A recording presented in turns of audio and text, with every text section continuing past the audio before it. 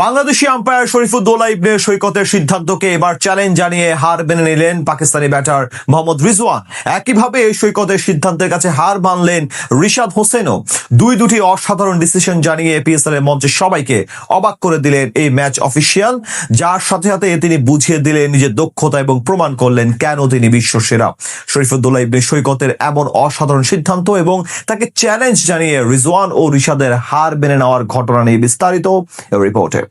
সৈকতের বিপক্ষে রিভিউ নিলেন রিশাদ হোসেন। স্বদেশি আম্পায়ারের সিদ্ধান্তকে চ্যালেঞ্জ জানিয়েছিলেন tiger leg spinner. Pakistan super লিগে দেখা গেল এমনই অসাধারণ দৃশ্য, তবে সেখানে সফল হতে পারেননি রিশাদ।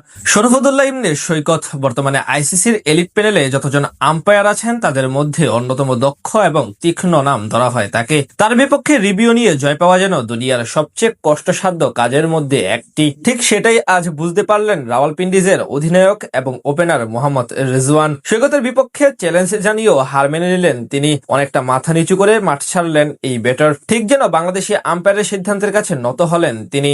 বাংলাদেশের আম্পায়ারদের একসময় অবহেলা করা হতো বিশ্ব দরবারে, তবে সেই প্রথা ব্রেক করে নতুন দিগন্তের উন্মোচন করেছেন শরীফুদ্দৌলা ইবনে সৈকত। দেশ থেকে প্রথম আম্পায়ার হিসেবে আইসিসির এলিট প্যানেলে জায়গা করে নেন তিনি।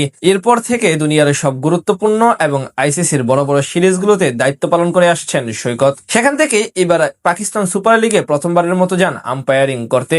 সেখানেই এবার তাক লাগিয়ে দিলেন সবাইকে। আজও অনফিল্ড ম্যাচ অফিসিয়াল হিসেবে দায়িত্ব পালন করেন সৈকত। ইনিংসের ষষ্ঠ ওভারেই তার কাছে আসে কঠিন সিদ্ধান্ত দেওয়ার উপলক্ষ।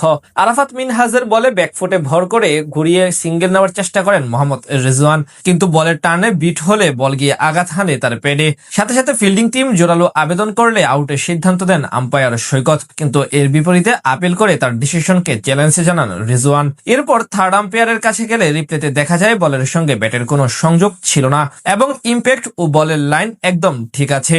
অর্থাৎ সৈকতের সিদ্ধান্তই বহাল থাকে এবং নিজের ভুল বুঝতে পেরে রিভিউ হারিয়ে মাথা নত করে ক্রিজ ছাড়েন মোহাম্মদ রিজওয়ান।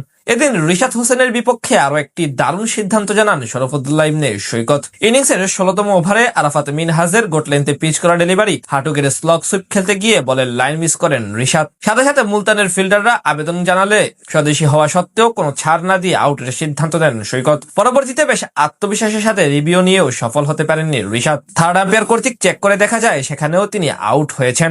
অর্থাৎ নিজ কাজ ও দক্ষতার প্রতি পুরোপুরি মনোযোগী শরীফুদ্দৌলা ইবনে সৈকত। দুই সিদ্ধান্তের দুটিতেই সফল তিনি। আজ এমন আরো বেশ কিছু প্রশংসা করার মতো ডিসিশন জানিয়েছেন এই ম্যাচ অফিসিয়াল, যার জন্য এখন তিনি বাহবা পাচ্ছেন সব মহল থেকে। একজন আম্পায়ার হিসেবে যতটা তীক্ষ্ণ থাকা জরুরি, পুরোটাই যেন শরীফুদ্দৌলা ইবনে সৈকত।